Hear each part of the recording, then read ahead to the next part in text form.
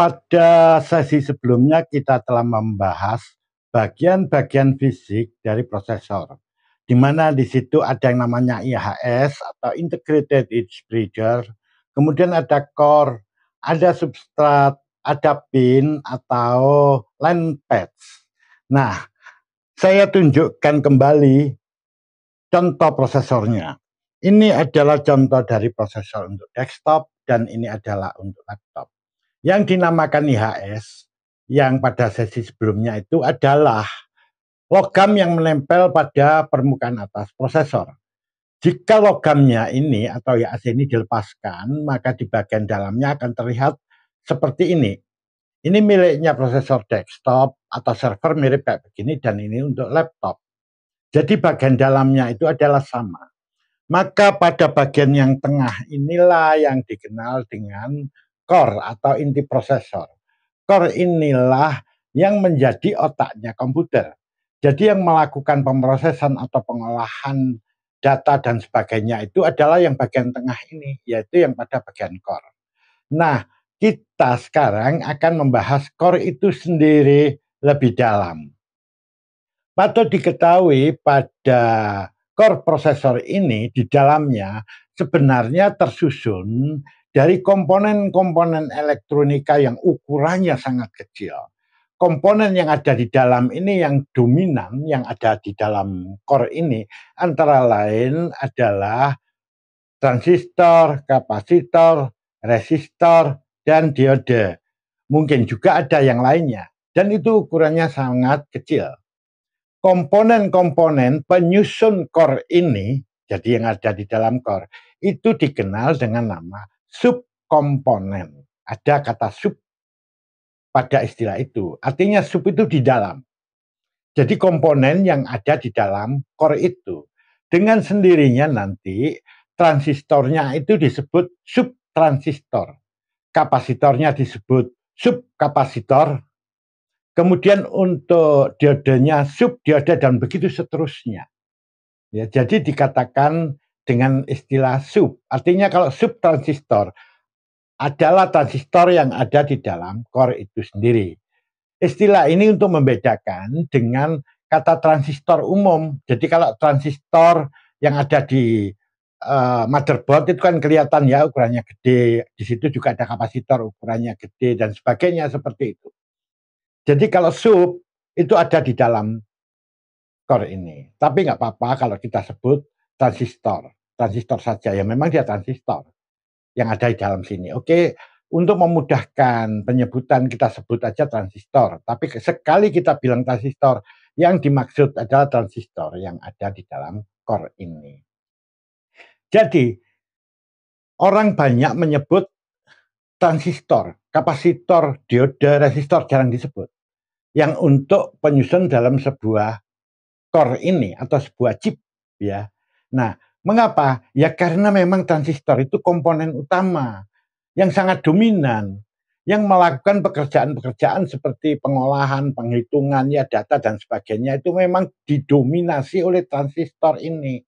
Sedangkan komponen yang lain itu adalah pendukungnya seperti kapasitor, resistor, diode itu pendukungnya. Makanya orang cenderung memperhitungkan transistornya. Memang benar transistor inilah yang berperanan penting dalam pengolahan itu sendiri. Nah, berapa banyak jumlah transistor? Tentu kalau saya katakan berapa banyak jumlah transistor, termasuk di dalamnya adalah kapasitor, diode, resistor, dan sebagainya. Jumlah transistor ini di dalam core ini bisa ribuan, bisa jutaan, bahkan sekarang miliaran. Bayangkan kalau ini ada miliaran pada prosesor zaman sekarang, jumlah transistornya itu miliaran. Nah, kalau ini dalam miliaran, waduh, seberapa kecil ukuran transistor tersebut. Nah, komponen-komponen elektronika seperti transistor, kapasitor, resistor, diode, dan lain sebagainya itu akan membentuk sirkuit di dalamnya. Jadi di dalamnya ini akan banyak sirkuit elektronika, rangkaian elektronika, yang dia akan membentuk satu fungsi tertentu. Contohnya nanti di dalam itu ada ALU, ada FPU ya, terus dan lain-lainnya ada. Nah, mereka membentuk sirkuit itu. Jadi dalam core yang sekecil ini jumlah sirkuitnya banyak sekali dan masing-masing sirkuit memiliki fungsi-fungsi tertentu. Nah, kembali sekarang kita akan melihat komponen ini, jadi transistornya itu. Ukurannya seberapa kecil? Nah, pada awalnya ukuran subtransistor itu kecil sekali. Ini berlaku untuk IC chip ya, baik untuk prosesor atau chip yang lain ya. Itu sama ya, mirip-mirip kayak begitu. Yang kita bicarakan sekarang ini adalah untuk chip prosesornya, yaitu untuk core-nya. Nah, ini awalnya. Awalnya itu ukuran dari transistor yang menyusun di dalamnya itu terhitung dalam satuan mikrometer. Nah, 1 mikrometer itu sebenarnya adalah 1/1 juta meter. Jadi kalau begini ya, saya tuliskan ya. 1 mikro, nah mikro itu simbolnya begini. Meter itu sama dengan 1/1 juta meter. Jadi kalau saya tuliskan dalam bentuk desimal kayak begini. Nih. Nah ini. Jadi 1/1 juta meter. Nah pada awalnya ini sebagai satu contoh dulu ya, ini dipelopori oleh Intel ini tentunya ya di sini. Pada tahun 1971 itu ukuran subtransistor itu 10 mikrometer. Artinya di sini 10/1 juta meter. Kecil sekali. Nah, kemudian meningkatlah pada tahun 1974 itu menjadi 6 mikrometer. Selanjutnya pada tahun 1977 lebih kecil lagi menjadi 3 mikrometer. Sampai tahun 1981 itu sudah mengecil lagi. Ukurannya 1,5 mikrometer. Dan akhirnya tahun 1984 ini ukurannya 1 mikrometer. Jadi ukuran transistor tadi 1/1 juta meter. Kecil sekali. Karena pada saat itu pada awalnya untuk transistor, kapasitor, resistor itu terukur dalam ukuran mikrometer, maka prosesor yang terbentuk, prosesornya yang kayak begini tapi bentuknya nggak gini ya, yang lama-lama itu ya. Nah, prosesornya sendiri disebut mikroprosesor. Artinya prosesor mikro, bermakna prosesor tersebut disusun dari komponen-komponen yang ukurannya dalam satuan mikrometer. Itu artinya mengapa dia disebut mikroprosesor. Jadi CPU itu disebut juga mikroprosesor. Nah, sedangkan sekarang ukuran dari subtransistor dan lain-lainnya tadi sudah tidak dalam satuan mikro, lebih kecil lagi, yaitu nanometer. Nah, 1 nanometer, jadi simbolnya kayak begini ya. 1 nanometer ini itu adalah 1/1 miliar meter. Itu ya, kalau saya tuliskan nggak begini. Nah, nolnya 9. Nih. 1 meter, seperti ini. Jadi lebih kecil lagi. Walaupun ukuran transistor ini sudah masuk dalam satuan nano miliar ya, tetap nama prosesornya disebut mikroprosesor, bukan nanoprosesor. Mengacu pada istilah awalnya. Ya. Toh ini kalau kita hitung misalnya nanti di sini 800 nanometer, nanti kalau dijadikan mikro ya sudah, kalikan aja. Ya. Mudah sekali, jadi seperti itu. Nah, okelah. Sekarang saya lanjut. Pada tahun 1987 itu ukuran transistornya sudah bukan satuan mikro lagi, tapi sudah masuk satuan nanometer. Jadi jauh lebih kecil. Jadi kalau 800 nanometer itu sama saja dengan 0,8 mikrometer. 0,8 mikrometer. Kalau jadikan satuan nano jadi kayak begini. Nah ini semakin hari terus semakin mengecil ukuran dari transistor itu sendiri. Nah ini nggak perlu saya sebut satu persatu ya. Saya yang ingat pada tahun 1999 itu sudah ada yang 180 nanometer. Contoh prosesor yang dibuat transistornya berukuran ini adalah masuk ke Pentium 4. Pentium 4 versi awal. Ya, itu yang namanya Pentium 4 Willemite. Saya hafal banget itu di situ itu. Karena waktu itu sedang mempelajari itu begitu ya. Ini sedangkan 130 ini juga Pentium 4, tapi Pentium 4 versi di atasnya. Yang saya ingat adalah Pentium 4 Northwood. Silakan Anda cek itu. Nah, begitu seterusnya. Sampai akhirnya tahun 2003 muncullah yang 9 nanometer. 90 nanometer. Ini juga masih ada di Pentium 4. Berikutnya muncullah yang 65 nanometer. Contoh prosesor yang dibuat atau tersusun dari transistor yang ukurannya 65 nanometer awalnya memang ada di Pentium 4 juga. Tapi akhirnya dia dipakai untuk Intel Core 2 ya. Jadi nanti itu ada Intel Dual Core ya, ada. Kemudian ada lagi Core 2 Duo, Core 2 Quad, Core 2 Extreme ya. Itu semuanya pakai 65 nanometer. Transistornya masih ukuran itu gitu. Nah, pada tahap berikutnya muncullah yang 45 nanometer. Nah, 45 nanometer ini yang transistornya ukuran itu juga diterapkan di Core 2 Duo awalnya. Core 2 Duo Pentium Dual Core ya. Jadi tadi Intel Dual Core itu maksud saya Intel Pentium Dual Core.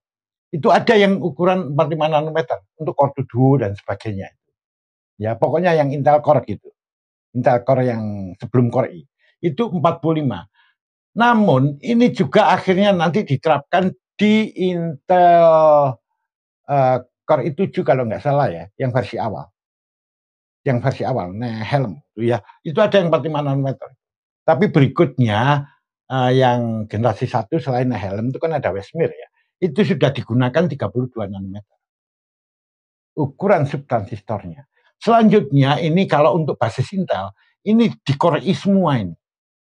Di Core i semua. Jadi kalau generasi pertama itu ada yang 32 nanometer, generasi berikutnya itu turun sampai semacam ini ya. Sampai akhirnya ini masuk ke 10 nanometer. Tapi ingat, ketika misalnya ini 10 nanometer dia berhasil digunakan pada tahun 2016, bukan serta-merta prosesor yang produksi itu langsung berukuran 10 nanometer. Enggak, biasanya pada tahun berikutnya kayak begitu ya, prosesornya sudah berukuran seperti itu. Nah, ini berentet terus ya hingga tahun 2022 ini sudah ada chip yang menggunakan ukuran subtransistor 3 nanometer. Tapi ini apakah sudah diterapkan di prosesor? Waktu itu belum ya. Belum. Jadi maksudnya untuk prosesor PC desktop, laptop atau server. Waktu itu belum ya. Jadi masih belum masih menggunakan yang di atasnya ini, yang 3 nanometer ini masih dalam bentuk pengembangan dan diterapkan di chip-chip tertentu, bukan di prosesor PC. Ya. Jadi baik PC laptop, desktop maupun server. Nah, ini dirancang pada tahun 2024 itu akan muncul yang 2 nanometer. Tapi saya sendiri produknya belum melihat ya. Kalaupun sudah muncul saya belum tahu. Mungkin aja itu tahun 2005. Ingat, di sini 2 nanometer itu bukan untuk PC. Ya, yang sekarang ini bukan. Ada chip lain ya. Chip lain yang sudah disusun transistornya, penyusunnya itu berukuran 2 nanometer. Nah, di sini teknologi ini ya yang mengecil ini nanti yang dikenal dengan teknologi nanometer ya, atau disebut teknologi fabrikasi atau proses fabrikasi atau proses manufacture ya, atau disebut juga nanoteknologi atau teknologi nano kayak begitu ya. Itu kenapa sih? Karena ukurannya ini loh, nanometer itu akhirnya digunakan. Kalau teknologi fabrikasi berarti kan atau proses fabrikasi ya, artinya dalam pemabrikan dia menggunakan ukuran transistor segini.